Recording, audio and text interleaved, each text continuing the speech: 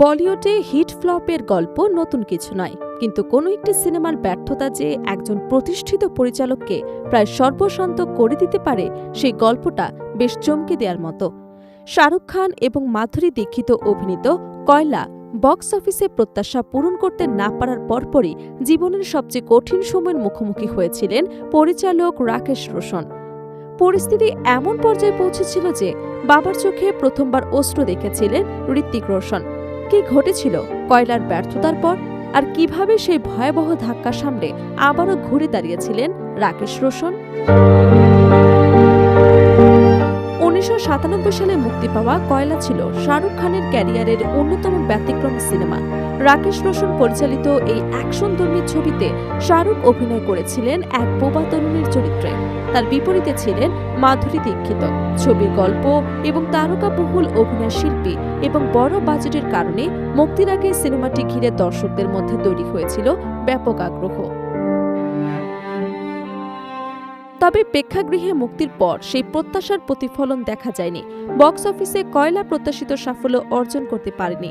আর এই ব্যর্থতার ধাক্কা শুধু সিনেমাটির ব্যবসাতেই সীমাবদ্ধ থাকেনি, বরং বড় ধরনের আর্থিক সংকটের মুখে পড়েছিলেন পরিচালক রাকেশ রোশন। বহু বছর পর এক সাক্ষাৎকারে সেই কঠিন সময়ের স্মৃতি তুলে ধরেন তার ছেলে অভিনেতা ঋত্বিক রোশন। ইটিসি বলিউডকে দেয়া এক পুরনো সাক্ষাৎকারে ঋত্বিক জানান, কয়লার ব্যর্থতার পর তাদের পরিবারে একের পর এক সমস্যা তৈরি হতে শুরু করেছিল। ঋত্বিকের ভাষায়, ওই সময় তার বাবা নিজের উপার্জনের প্রায় সবকিছু হারিয়ে ফেলেছিলেন। পরিবারের চারপাশে নানা ধরনের সংকট তৈরি হয়েছিল, কিন্তু সবচেয়ে বেশি যে ঘটনাটি তার মনে দাগ কেটেছিল সেটি ছিল বাবার ভেঙে পড়ার মুহূর্ত। ঋত্বিক জানান, এক সকালে তিনি বাবাকে বলতে শুনেছিলেন, আমি সব হারিয়ে ফেলেছি। জীবনে প্রথমবার তিনি রাকেশ রোশনের চোখে পানি দেখেছিলেন। বাবার মতো শক্ত একজন মানুষকে এমন অবস্থায় দেখে সেই দৃশ্য তার মনে গভীরভাবে গেঁথে যায়। বহু বছর পরও সেই মুহূর্ত তিনি ভুলতে পারেননি। তবে কয়লার ব্যর্থতা রাকেশ রোশনের ক্যারিয়ারের শেষ অধ্যায় হয়ে থাকেনি, বরং ভয়াবহ সেই সংকটের পরে শুরু হয় তার নতুন করে ঘুরে দাঁড়ানোর গল্প।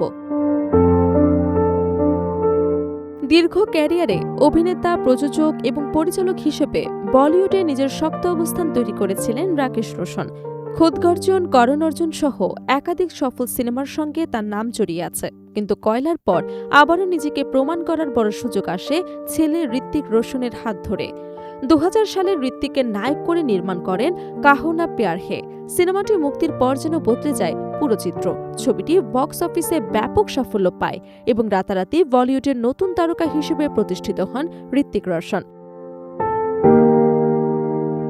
এরপর কই মিল গায়া, ক্রিশ সিরিজের মতো সফল সিনেমা নির্মাণ করে আবারও নিজের দক্ষতার প্রমাণ দেন রাকেশ রোশন। অর্থাৎ যে ব্যর্থতা একসময় তাকে প্রায় সর্বশান্ত করে দিয়েছিল, সেই রাকেশ রোশনই পরবর্তী সময়ে বলিউডের অন্যতম সফল নির্মাতা হিসেবে নিজেকে নতুন করে প্রতিষ্ঠিত করেন। ঋত্বিকের চোখে বাবার সেই কঠিন সময়ের সবচেয়ে বড় শিক্ষা ছিল, ব্যর্থতা যত বড় হোক সেটি শেষ হবে, সেখান থেকেই নতুন করে শুরু করা সম্ভব। আর রাকেশ রোশনের জীবন যেন সেই কথারই বাস্তব উদাহরণ।